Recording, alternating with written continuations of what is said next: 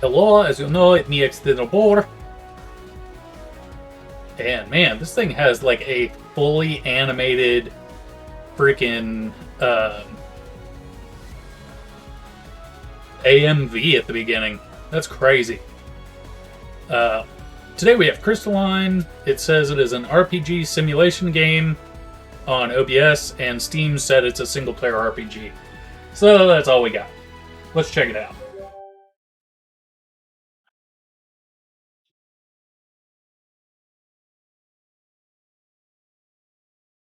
And we are going to be known as Meow Kitty Cat. Yes.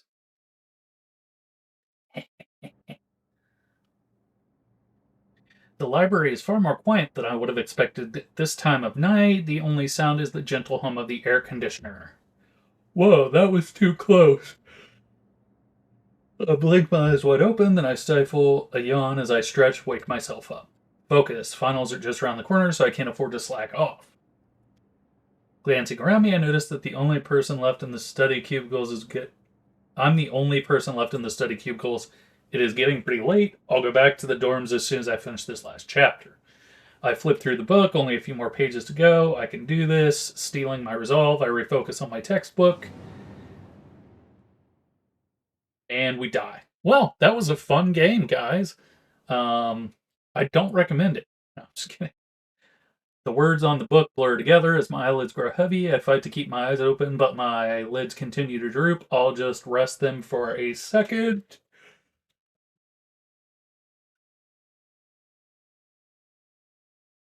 Something jerks me awake, and my eyes blink open. A bright light illuminates the room, blinding me until all I can see is a stark whiteness. I throw my arm over my eyes to shield it from the light. After a few seconds pass, the light seems to dim, but it doesn't feel like the same fluorescent glow of the library bulbs. Carefully, I unwind and bring my arm down, squinting at a pale blue sky. A mild breeze tussles my hair, blades of grass tickle my neck as they wave in the wind. Where am I? I'm about to push myself up off the ground when something pops into view. A round blue blob with two dark eyes blinks at me. Oh, it's a slime. We're gonna die. It's gonna eat our head. It bobs slightly like pudding. When it notices my stare, it opens its mouth and takes a dainty bite of my nose. Hey, says Meow Kitty Katniss. The creature's bite doesn't sting, but it feels like a cool splash of water. Before I can take another, I scramble to my feet. The creature tumbles off my head and falls to the ground. Once it lands, it shakes itself off with a gelatinous tremble, clearly unfazed. Boy, says Pango, the slime. It hops onto my foot and opens its mouth again, but I quickly shake it off. It rolls off my foot and into the dirt and then rights itself again. Poi poi, says Pango, the slime thing. It pouts and continues to watch me, but does not attempt another bite. What is that thing? Oi, says Pango, the slime thing. It cocks its head as if wondering the same about me. That's unsettling. I take in the scattering of trees around me. Their tall branches kiss the sky. There's a winding dirt trail which weaves through the trees. As I follow it with my gaze, I see smoke billowing out of the thatched roofs on a village in the far distance. Where am I? The last thing I remember is studying at the library. That's it. I must have fallen asleep and I am now dreaming. Boy, says Pango, the slime thing. I glance down at the blue creature. Meow Kitty Katniss says, what? At my response, it leaps up and says, poi poi. Whoa, says Meow Kitty Katniss. I scramble away from it and it lands back on the ground with a soft thud. That thing can jump pretty high. I need to be careful. What's your deal? Boy, it says. It leaps again and I retreat. Stop that. I dodge as it jumps. Then I begin to run. To my surprise, the blob keeps pace with a series of nimble bounces. Seriously, stay back. It musters up one long leap and I turn around the corner of a sturdy tree to avoid it. I don't notice the other person until too late. We painfully collide and I lose my balance before toppling over. Ah, says Liana Dawn. Fortunately, my hands catch myself, protecting me from fall. When I open my eyes, I see a woman. Oh my goodness. Am I allowed to stream this? Eyes are scrunched shut and her mouth is twisted into a grimace. Her long blonde hair is splayed around her. As she lets out a small groan, she blinks open her eyes and fixes her gaze on me.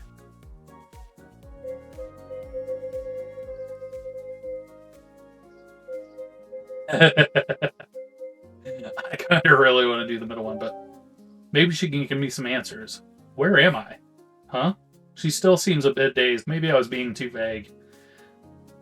What are you doing here? Looking for the... She says. She blinks away the confusion from her eyes as her voice trails off, then she clears her throat.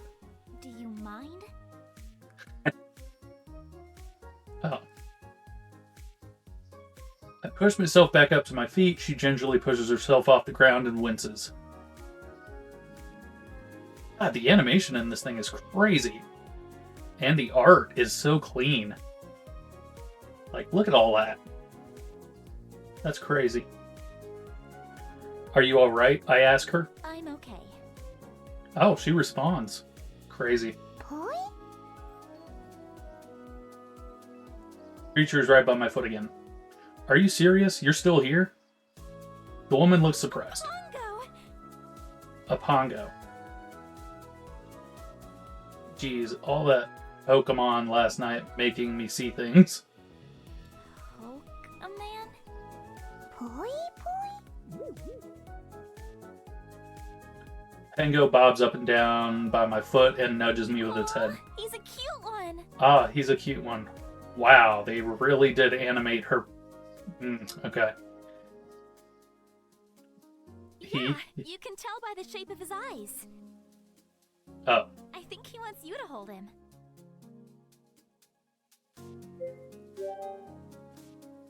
Oh, don't be silly. He's harmless. You'll probably like this hand better.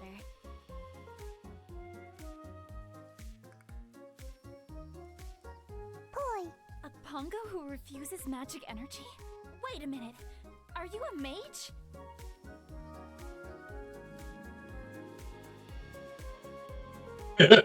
That is not a real occupation.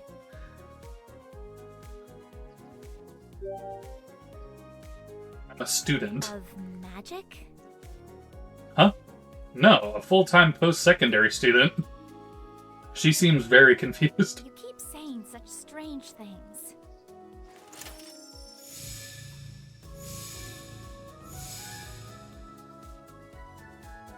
Wait, this heightened energy activity, it's you?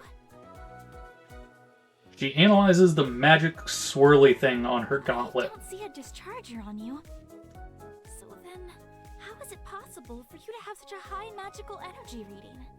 Are you carrying crystals?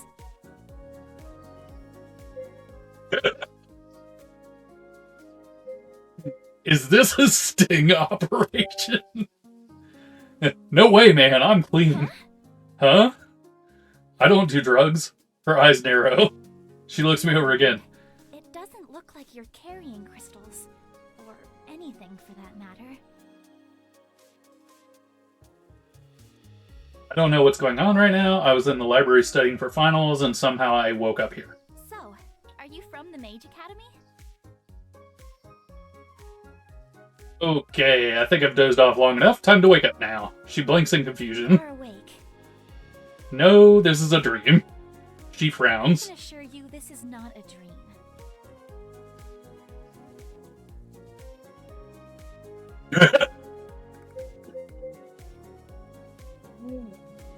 She's gonna be pissed, but I can't resist. You don't run into women this hot in reality. Only a dream could have a woman as beautiful as you. A devilish grin spreads across her face. She pulls her hand back and strikes me soundly on the arm. Ow. Still think this is a dream? Still think it's a dream, she says, after literally punching a stranger she met in the forest 10 seconds ago.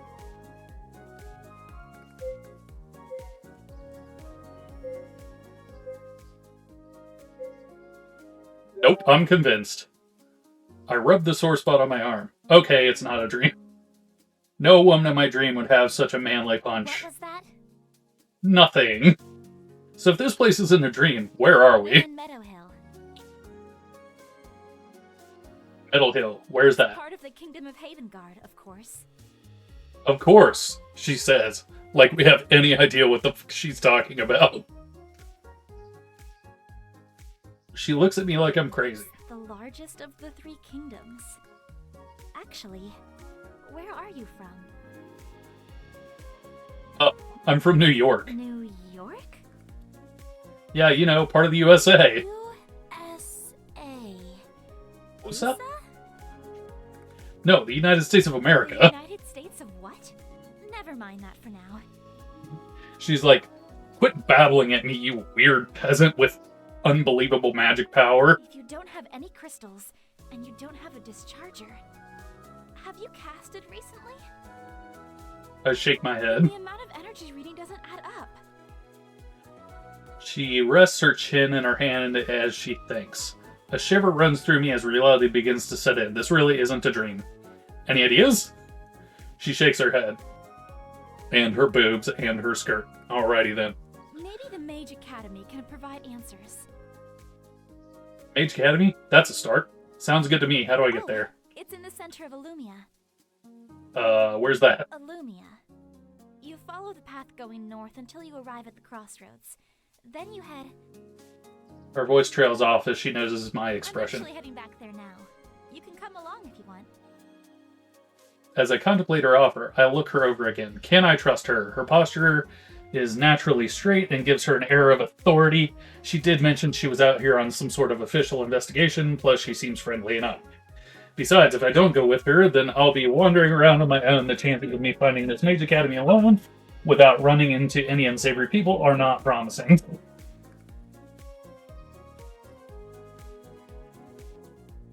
I can't risk that. I need a way back. I nod. Thanks. I'm Meow Kitty Katniss, by the way. I'm Leanna. Leanna Dawn. Nice to meet you. I hold out my hand for her to shake, but she just stares at it. After keeping my hand out for a few seconds, I begin to feel awkward. Her expression changes to curiosity as she gingerly takes my hand. I grin broadly as I shake her hand firmly. She's a bit startled, but when our gaze meets, she matches my smile. Nice to meet you too. I look at her questioningly as she continues to shake my hand. She slips her hand away and blushes. Shall we get going then? Ready when you are. Not like we have a choice, or we'll just die. Leanna nods and brings us back to the path, then she walks in the direction of the village. The Pango follows us, staying a step behind. We travel for quite some time together.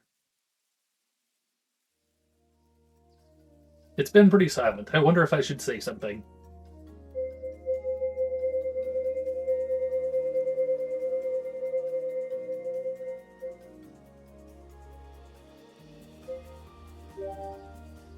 Without seeming too suspicious, I try to get a better look at her gauntlet. What was that thing she was doing with it earlier?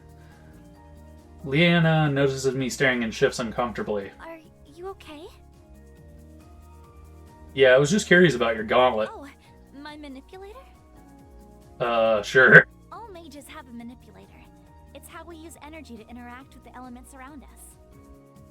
Wait, you mean you can cast spells? Suppose that's one way to phrase it. Whoa, can you show me something cool? Like what?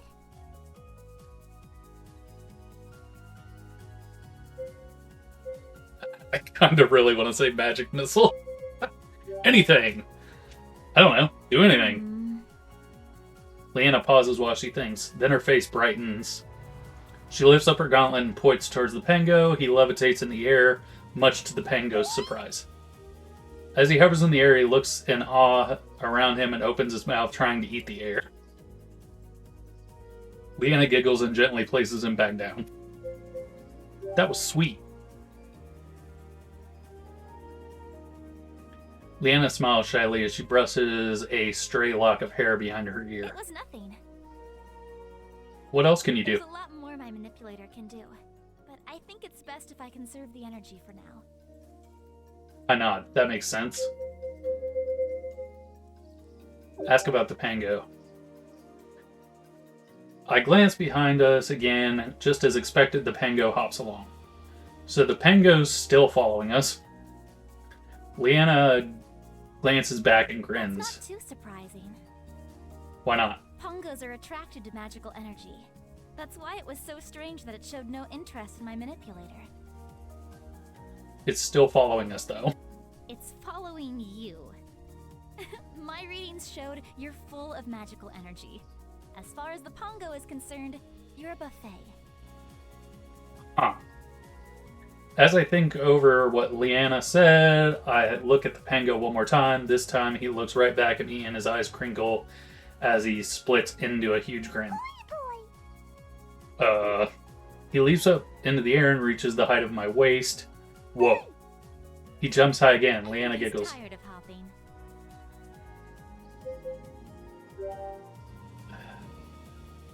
I guess it can be kind of hard to keep up when you're so much smaller than us. I hold out my hands, and the Pango hops right into my palm, but he doesn't stop there. Before I can react, he hops onto my shoulder and jumps again to land on top of my head. I feel a cool wiggle in my hair. Leanna giggles again. What's he doing? Nothing. He's just so happy. She reaches out a finger to stroke the Pango, who chirps contentedly. Leanna's smile broadens, then she clears her throat as she tries to take on a more serious expression. Her steps quicken as she resumes walking. So, not that I'm complaining, but what exactly are you doing out in the field? The field? Where you found me? Oh, there have been rumors of high energy readings around Meadow Hill, so I was sent to investigate. I had already checked out the surrounding area, and there'd been no clear source for all that excess energy until today. When you met me. She nods. I hadn't been in the field for very long before you found me, though. You might be a byproduct of whatever created the energy spike in the first place. Well, yeah, that is how getting a Sekite works, usually, I guess. What do you think that was? I'm not sure. I haven't seen readings of that level before. The Mage Academy should be able to help explain.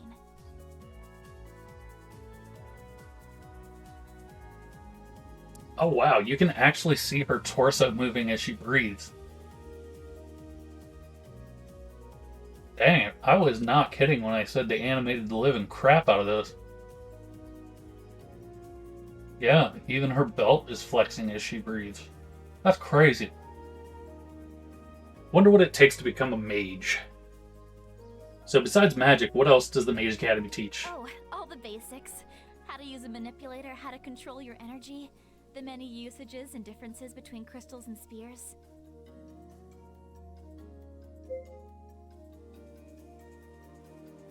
Crystal energy and spheres. What exactly is this crystal stuff you keep mentioning? You mean the difference between crystals and crystal spheres? Well, when we refer to crystals, we mean the raw crystals, whereas crystal spheres are the usable refined state. That's helpful, but I meant crystals in general. She stares at me and narrows her eyes as if trying to judge if I'm serious. The power source for, well, everything.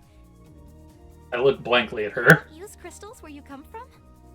No. We use fucking electricity, you rando. Her mouth falls open and she looks at me in bewilderment. No crystals. What else do you use to power things? Lots of stuff. I count off on my fingers. The sun, water, wind, nuclear fission, fossil fuels like coal or oil. Her eyes widen with each item I list. She's about to speak, but I'm not finished. Geothermal, waves, tidal, hydrogen. She shakes her head incredulously. I get it. You have your own methods of energy. Many, many methods. Leanna's eyes sparkle as she falls into a pensive silence. A small smile plays at her lips while she considers what I've said. I might have overwhelmed her a little, but she actually seems interested in all our methods for harnessing energy. I listen for the sounds of wildlife as we continue walking. I can hear the usual song of birds and the faint whoosh of wings flapping in the air. Occasionally there's a rustle amid the trees, and I even swat at the bugs buzzing around my eyes. It all feels very familiar, reminding me of home.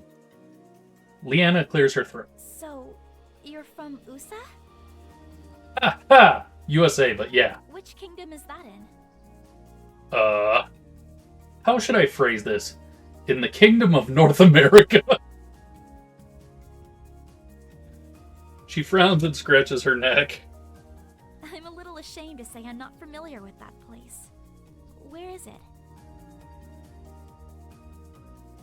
Oh, it's just under Canada. On Earth? Earth? Okay, time to take a different approach. Let me see if I can explain. Alright, tell me, where are we right now? In Meadow Hill. And where is that? In the kingdom of Havengard. And where is In the Havengard? land of Asaria. And what is that a part of? Terra, of course. Of course. Okay, so Terra is my Earth. She pauses as my words sink in, then she gasps. Wait, are you not from Terra? From what I've heard so far, I'm not.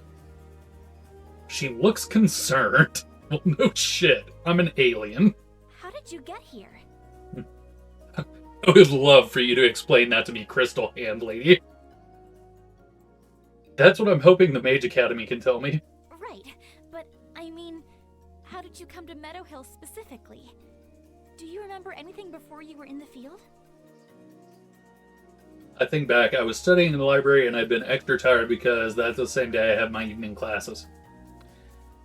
And I still remember everything about me and my past. Yeah, Well, at least we know you don't have amnesia. I nod. She lapses back into silence, looking thoughtful. I have a lot to think about myself. My head is swimming with everything I've learned so far. Although there are some similarities between Terra and Earth, I've only scratched the surface on all the differences. I really hope the Mage Academy can help explain what's going on, and more importantly, how I can get back home. Boy, says the Pango thing. The Pango flips in front of my eyes, and I carefully scoop him back into place on my head. Whoa, what happened there? Did you slip? Boy. Is my imagination or that poi sound a little sheepish? Leanna looks over and You were grins. trying to get a good look at our friend here, weren't you? I feel movement on my head as I assume the Pango nods. Looks like someone got a little adventurous and lost his footing. Boy. I let out a chuckle as Leanna giggles. Once the Pango is secured, we continue walking. The sun dips in the sky and bathes the tips of the trees in a soft glow. My feet ache in protest with each step I take, and my legs are tight from all the walking. Finally, we come upon the perimeter of the village. Leanna grins as she leads me through the gates. Here we are, Meadow Hill Village. I refuse. Take me out. I take the time to catch my breath and discreetly rest my burning muscles. Lena hardly seems affected by the long trek. How was this close? I thought you said this place was close. It is. It's only a half a day's walk. I wait for her to say she's joking, but she's completely serious. How is that close? We should have just used Uber. I'm sorry? I shake my head. Nothing. She cocks her head curiously, then Let's shrugs. continue. We can rest at the inn tonight. As she resumes walking, I ignore my screaming legs and follow her. The village is still bustling with people. Even at this time of day, I suppose they're getting in their last errands before nightfall. For the most part, everyone seems to focus on their own tasks. They barely glance at Leanna, but their gazes are drawn to me. They don't look away. In fact, their steps slow and they crane their necks as we pass. Now I know how an animal feels at the zoo. Leanna overhears my muttering and watches the people around us. It's your clothes. They're very peculiar. Says the chick in armor and a skirt. What I'm wearing is normal where I'm from.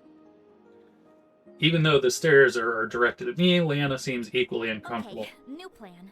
Let's stop by the shops before they close. We don't need to draw attention to ourselves. I instinctively pat my back pocket where I keep my wallet. I doubt they'll accept card here. Or dollars. I don't have any money. That's okay. I'll take care of it.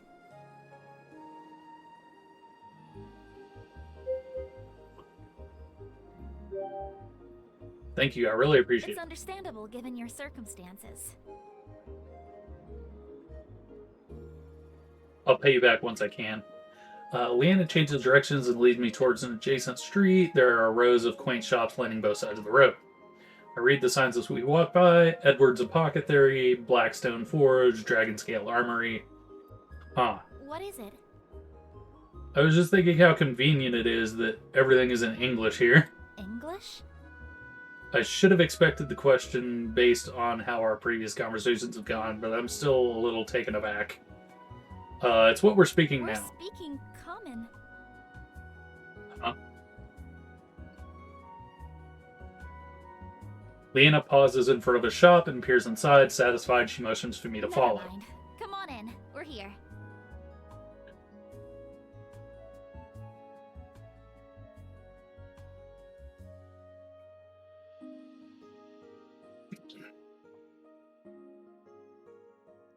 I step into the shop, and the first thing I notice is the overpoweringly musty smell of leather. It's not surprising considering the walls are lined with different types of leatherware. A small elderly man emerges from the back. A pair of round glasses sits on his nose as an apron hangs around his neck. Welcome. Please, take a look around. I refuse. Give me the thing I want without me looking for it. His smile falters when he notices me. Lena clears her throat. We're looking for a new wardrobe for my friend here.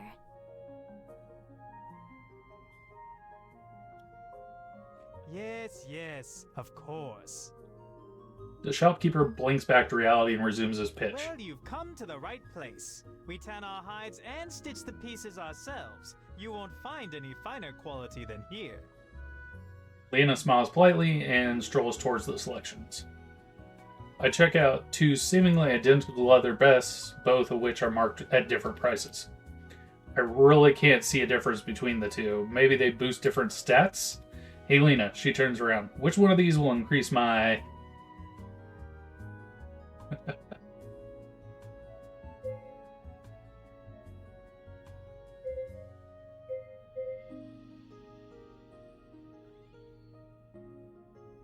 Actually, what do I want?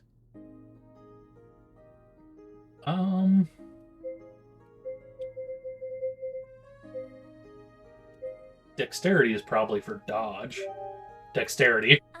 I suppose leather armor will allow for greater range of motion while still providing decent protection. That's the benefit of the armor type. I mean, dexterity. So, none of these raise any stats. Lena gives me a weird look. Do your clothes where you come from raise stats? Only if you consider cool points to be a stat. She looks just as confused as before. Never mind. She smiles as we continue perusing. One by one, Lena and I pick out my new outfit. Once all the pieces have been chosen, she goes to haggle with the shopkeeper. I tune out their discussion and watch people passing by. Their clothing are simple in design, meant to be more functional than aesthetic. To my surprise, everybody walks around armed. This village doesn't seem dangerous, but looks can be Why deceiving. don't you get changed now? There's a space in the back to give you some privacy. I didn't take the clothes from her. Once I have ensured privacy, I quickly get changed. Luckily, these clothes have pockets, and I can just transfer everything over. I palm my wallet, deck of cards, and loose change. Next is my phone. I try to turn it on just to see if it'll work, but it doesn't react. The battery must be dead. Get the feeling they don't have wall chargers here. Shrugging it off, I slip my phone into my pocket too. When I emerge, Lena gives me a once-over. How do I look? She grins and nods in satisfaction. Wow, look at you, just like a native. This look suits you. Match her grin. Let's Thanks. go find the inn now.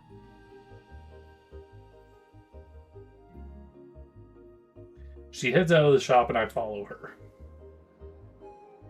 Actually, maybe we can stop by the armory? She pauses and looks curiously at me. You want to get a weapon? Question is careful, cautious. The goal is to blend in, right? It's weird that a person wearing leather armor is traveling unarmed. I look like a hostage or something. You do have a point. Plus, it could come in handy. Why do I not like the sound of that? Do you know how to use a weapon? Again, although her voice holds no hostility, I can sense her caution. I practiced kendo competitively. She blinks. It's a type of sword fighting where I come I from. see. Leanna falls silent as she gazes out into the street. After an extended pause, she nods. We head to the forge, where rows of blades ranging from long swords to short daggers hang from the wall. All of the blades look fairly plain, but the steel edges glint dangerously amidst the warm glow of the forge. Like the previous shopkeeper, the metalsmith ignores us as he pounds out a red-hot blade. Sparks jump from the clanging metal, reminding me of fireflies. Leanna lets me browse the swords. I reach for one that catches my eyes. As I gently remove it from the shelf, I miscalculate its weight and drop it. The steel scratches the ground with a sharp screech. The metalsmith pauses in his work to glow her a warning. Lena looks in shock. Careful! I quickly right the sword back up and grip it tightly. Lena now watches me with intrigue. Is this the first time you've held a sword?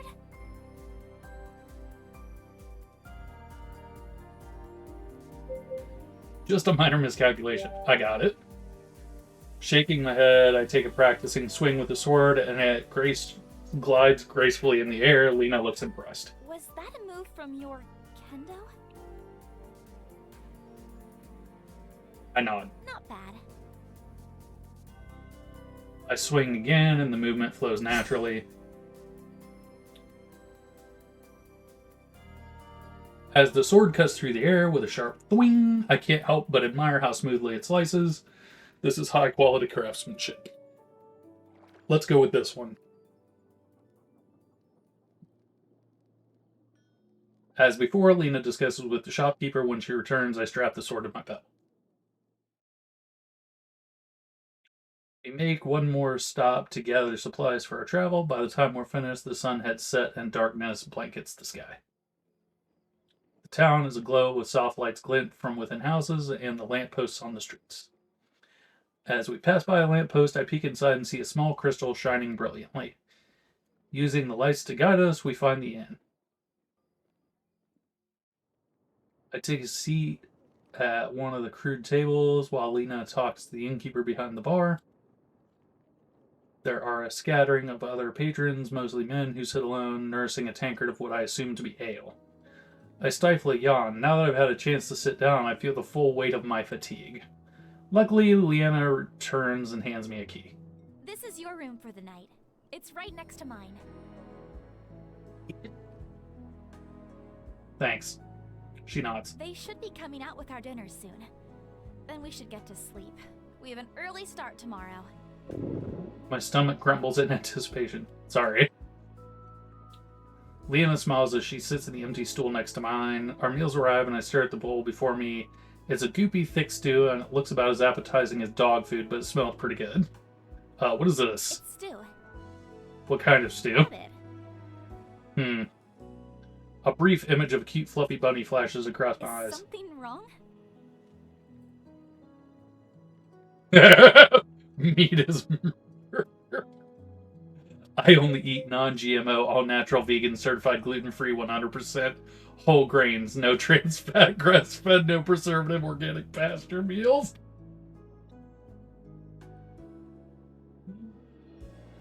Oh my goodness gracious.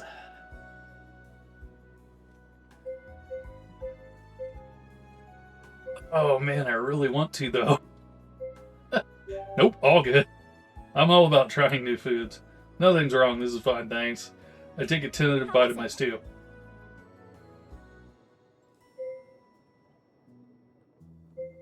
Amazing! It's even better than I expected. Leanna grins as she digs in. I finish eating and Leanna cleans her bowl, then the two of us head upstairs. She pauses in front of her room, and I stop in front of mine. Good night. Good night. I'm about to enter my room when I hear a small voice.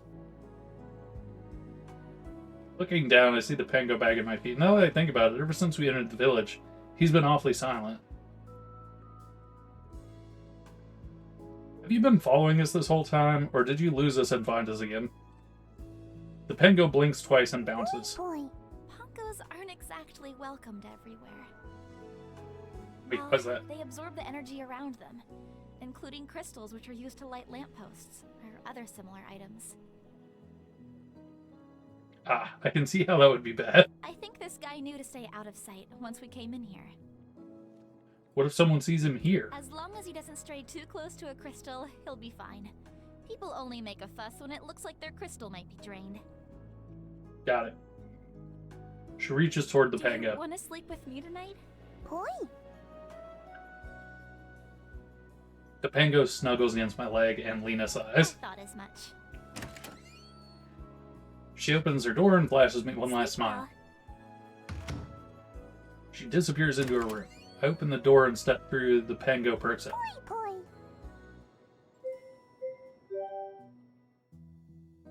I step away from the door and the Pango hops in. As I close the door behind him, he continues to hop around the room as if inspecting it. Yawning widely, I collapse onto the bed. The Pango continues to struggle around. Are you looking for a good place to sleep?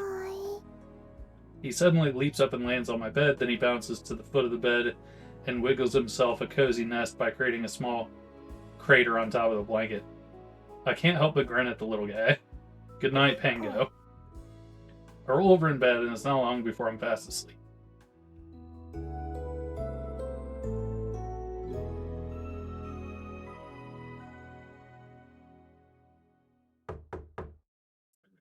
A knock on my door jolts me awake. I sit straight up in the bed and barely notice a tiny yelp as the Pango tumbles to the floor. Hello? The knocking stops. It's Leanna. Are you about ready? No. I'm whacking my meat. To lean it on. I rub my eyes and blink at the feeble rays of light outside. What time is it? It's dawn. We need to get a move on if we want to make a good time. Dawn? There's no good reason anyone should be awake at this hour. I attempt to lay back down in my bed when the knocking starts again. Alright, I'll be there in a minute. The noise stops, I yawn and stretch, then notice the Pango on the floor. What are you doing on the floor, buddy? Weren't you sleeping on the bed? The Pango wiggles and shoots me an accusatory look. I glance at the slight indentation on my pillow and back at the blue mass on the floor. Sorry, I didn't mean to knock you off. He looks cautiously at me, then hops onto the bed and up to onto my head. He nips at my hair and then jiggles. I guess that means he's forgiven me. I push myself to my feet and begin getting dressed. Once I've grabbed all of my things, I push open the door and nearly collide with Lena. Are you ready to go? Yeah. She nods and leads the way out of the inn. I follow her through the town as we head north. It's a lot quieter than when we first arrived. As the town gradually begins to wake up, we don't run into too many people on the street. Although the shops aren't open yet, I can see the shopkeepers busy prepping for the day. Right before we reach the edge of town, a guard stops us. There's been heightened bandit activity reported on these roads. Oh boy! Lena's brows crease. Are the roads closed? No, but until we get a handle on the bandit activity, we're advising everyone to stay in town. We can't stay. Where are you headed? We're headed to Illumia. The guard notices the sigil on Lena's manipulator. You're a mage knight? She nods. As the guard turns his focus to me, I draw attention to the blade on my hip. He nods gruffly and then moves out of the way. Just be careful out there. Thank you. He motions for me to follow. Once we're back on the familiar dirt path, I take a last look at Meadow Hill Village before refocusing on the road ahead of me. Our trek along the path is peaceful. The forest gradually awakens with the birdsong and scuttling of woodland animals. Having grown up in the city, the sounds of nature still startle me, and I glance at every rustle of the leaves. Lena, though, seems unfazed. Her eyes routinely survey her surroundings. Suddenly, she freezes. I nearly bump into her. What the... Shh. I fall silent as she listens. When she speaks, her voice is a whisper. Did you hear that? I strain my ears listening for anything out of place, then I hear the voices among the trees. Bandits? A strangled scream pierces the air, scaring a flock of birds into flight. Someone might be in danger. Yeah, us! Her previous caution abandoned, Lena sprints towards the sound and I follow at her heels. We both take cover as the trees open up, revealing a man in a trench coat surrounded by 5 bandits. One more bandit lies motionless on the ground. Upon seeing their fallen comrade, the bandits all unsheathe their weapons. 3 of them hold long swords and 2 of them point guns. The trench-coated man doesn't stir as dark hair falls over his eyes, and I can't see his face. Get away from us this time. He's probably going to get away from me this time. And I don't think there's going to be a next time for you to attack him, so you might want to enjoy this one. Take him out. I refuse. The man pushes open his coat and draws 2 guns as the bandits converge. Lena sets her jaw. Stay here. As soon as the words fall from her lips, she races out from the trees, her hair whips behind her, and her white coattails billow in a graceful line. She moves faster than any human, as if the air is pushing her forward instead of dragging her down. Her gauntlet hand clenches, and a blue spear glows, then disappears as she smashes her fist into the nearest bandit. He flies away from her and crashes against a tree before crumpling into a heap. A mage knight? She must be with him. Or she's after the bounty. Take her out too.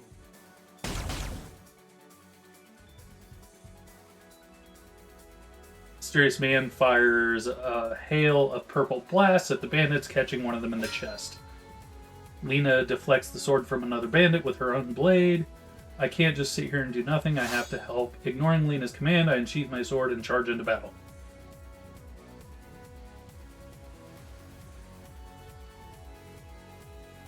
First encounter, click the matching icon.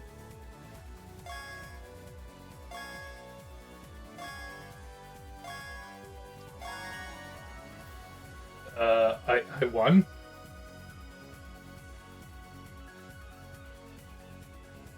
Lena breathes heavily as she surveys the bodies around her. She glances at me and the stranger who's standing. Anyone hurt? I do a gentle pat down on myself and wince at my bruises. Nothing major. Lena nods and fidgets with her manipulator. The man stays silent as he inspects his gun.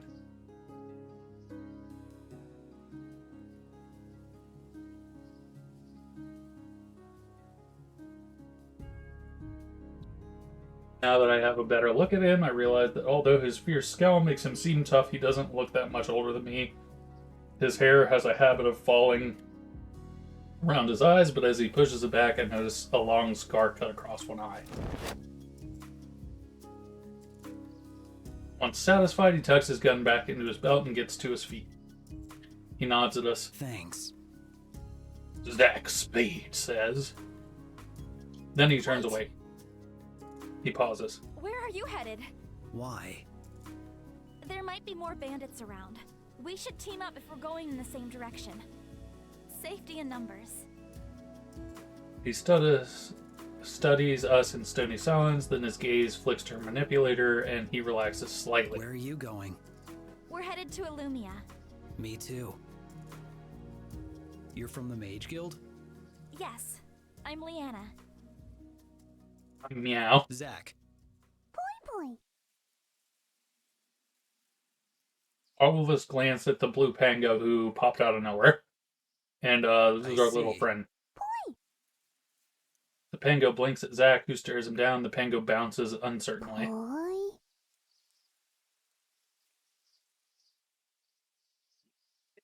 Zach's unblinking stare never wavers, so the pango scoots behind my leg for safety. Now that introductions are over, let's get moving. Zach waits for us to collect our things, and once we're all set, we head back to the road. Leah and I lead the way, while the pango keeping pace with us while Zach hangs a few steps back.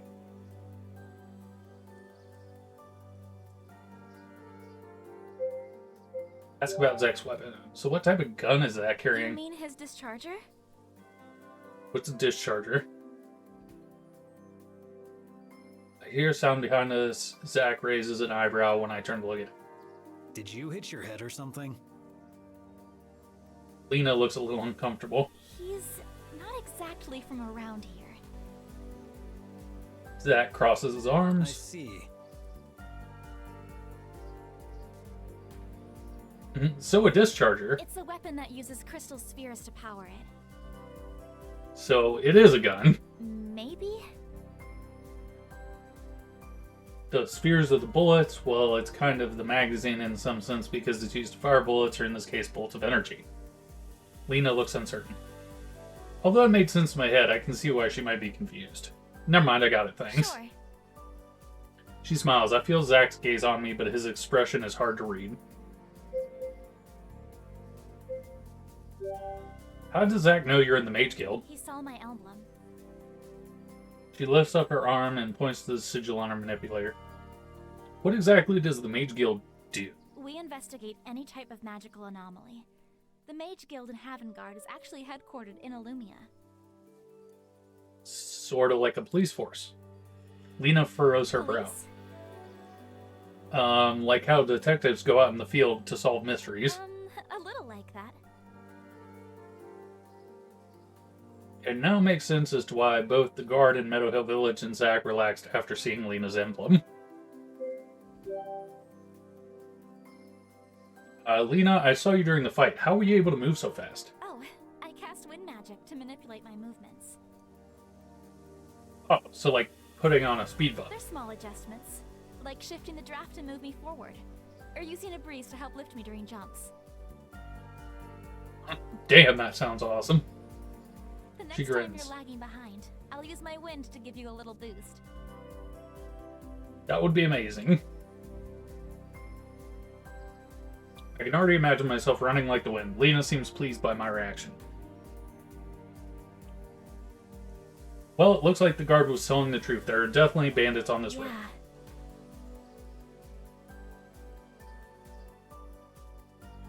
There's something in her voice which makes me think she doesn't completely agree. What is it? It's just, well, for bandits, they were pretty well equipped. She stares hard at Zach, but he doesn't react. What does that mean? Are they not bandits? Lena continues to look I'm at not Zach. sure. They were bandits. She looks sharply at Zach, obviously caught off guard. Sure. That didn't sound too convincing. The subject drops, but I still feel a little uneasy. If those guys weren't bandits, then who were they, and why are they attacking Zach? Questions circle my mind as the conversation lulls to silence. Lena leads the way, though she seems to have something on her mind. Zach trails from behind and remains on heightened alert. We travel together for quite some time with no further interruptions. I can feel my legs start to burn from all the walking. Lena squints at the We sky. should make camp before it gets dark. He nods. There's a good spot up ahead which hides us from view. It'll still give us visibility on any intruders, though. Sounds good. Zach leads the way, and soon we reach the clearing. Three of us get to work setting up camp. I roll out my bedroll near the campfire and notice how thinly it spreads on the ground. Can this thing really be comfortable? Guess there's only one way to find out. I lie down on the bedroll and place my hand behind my head. This isn't as bad as I thought. A yawn escapes my lips. I could definitely fall asleep here. My gaze lingers on the night sky above. The moon hangs in the inky sky, dotted with so many pinpricks of silver light. They sparkle vividly as if trying to chase away the dark. Breathe out a breath in wonder. I never knew that the stars could shine so brightly. I tried to pick out a few constellations, but the star patterns are unfamiliar. What are you looking at? Quickly sit up to the sound of Lena's voice. She holds two steaming bowls in her hands. I accept one of the bowls with a smile as she sits beside me.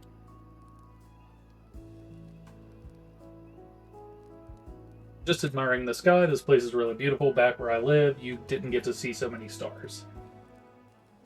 How come? Light pollution. Our cities are filled with so much light that it drowns out the stars.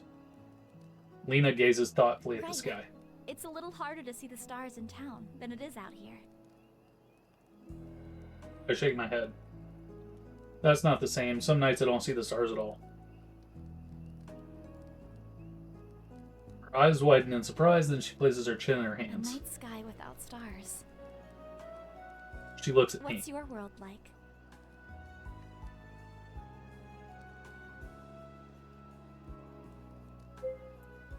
Different, but more or less the same. It's kind of like here, but different. She stares at me, waiting for me to elaborate. We don't use crystals or have magic, and we definitely don't have pangos. I glance at the pango snoozing beside me. Lena smiles at his soft snores. But we do have forests and towns. We speak languages and have our own versions of academies and shops and guilds. We also have weapons and martial Like arts. Kendo. That sounds like it'd be an interesting place to visit. I wonder what it's like to live in a world with no crystals. She tilts her head back and returns her gaze to the sky. Underneath the moonlight, her pale skin seems to glow amidst the darkness. Her face softens as she You're smiles. right. The stars really are beautiful. We fall into a comfortable silence as we enjoy the tranquility of the night.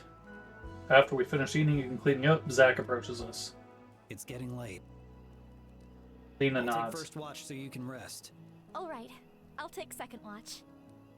I guess that leaves me with third. Zach stares unblinkingly at me while Lena coughs nervously. That's okay. We had an early start, and I'm sure you're tired. We should rest up and sleep through the night.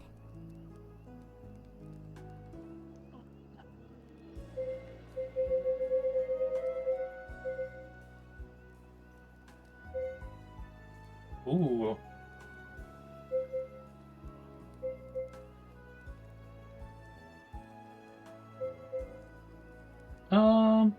Eh. Alright, thanks. She smiles warmly. Good night, then. Good night. Zach nods and Leanna crawls into her bedroll. As she lies down, Zach positions himself against a tree and takes a seat. Get to know Zach. If we're going to be traveling together, I should make an effort to get to know what kind of person he is. I walk over to Zach. Hey. Mind if I sit? He gestures for me to join him, so I do. Obviously, I'll have to lead the conversation. So, how's the weather? Zach stares at me. Alright, let's switch gears. Are you a cat or a Is this dog person? going anywhere? I sigh. Trying to build up some trust here, but you gotta meet me halfway. Zach looks away. Great, I guess he doesn't want to talk. Dog. I What? prefer canines. Oh, cool. The silence creeps in again. So we're all going to Illumia. Yep, What brings you there? I'm meeting someone. Oh, a friend? Someone from work. What do you I'm a do? mercenary.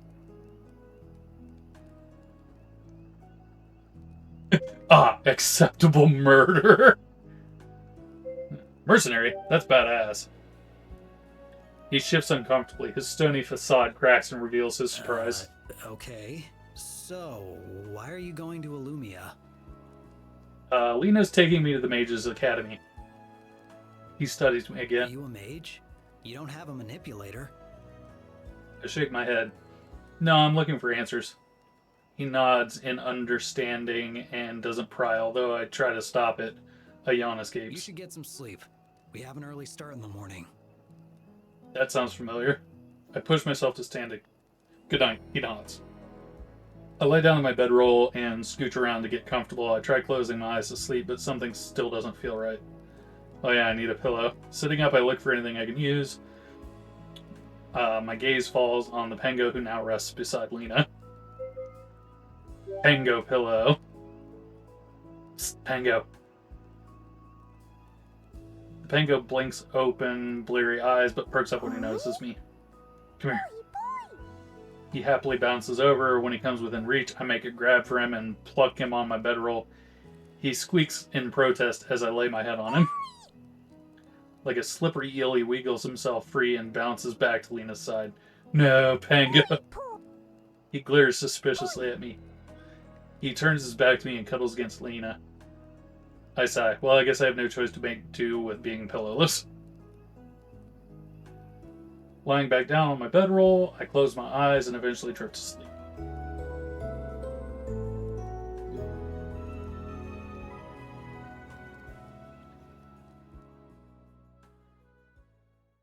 dull throbbing in my back pulls me awake. I hadn't fully appreciated the magic of mattresses until now.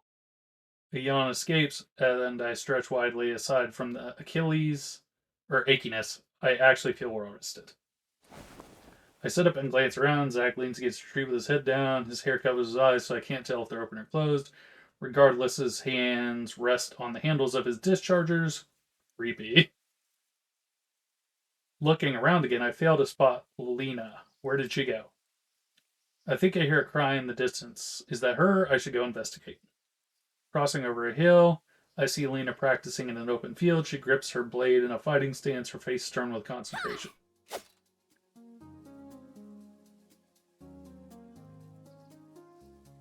She swings her blade in a high arc, ending with a graceful spin. Judging by how fluid and accurate her movement is, it is clear she dedicated many years to perfecting her craft. Her hair whips around her as she turns, but she never seems to blow in her face. Even with heavy armor, her movements are still nimble, as if she's wearing no armor at all. I wonder if all that has to do with her wind magic. Once she notices me, she lowers her sword. Oh, sorry. Did I wake you? I moved out here so I wouldn't disturb you. I was already up. I didn't see you at camp, so I came Gotcha. lucky. Glancing down at my feet, I spot the beaming Pango. Lena giggles. Looks like you guys are best friends already. More like a stalker. I shrug. I don't think I have a choice in this friendship. Aw, don't be like that. He likes you. I look at the Pango again. He smiles even wider than before. It's pretty early. Do you always begin your mornings with a warm-up? Lena nods. It helps me wake up and prepare for the day ahead. Also, it's become a part of my routine, so it just doesn't feel right when I don't do it. I know what you mean. Can't really go through my morning routine from Earth here on Terra, and it feels a bit strange. Right.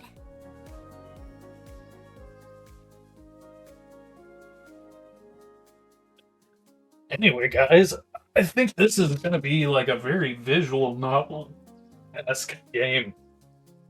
And our combat was basically a card matching game. So, that's interesting. But yeah, if you're into visual novels, I think you'll like this game. If you don't, you probably won't. I'm going to keep playing it though. It seems fun, and it's really well animated and voiced. It's really nice. Thanks for joining me, and I'll catch you the next time I play a random game in my Steam library.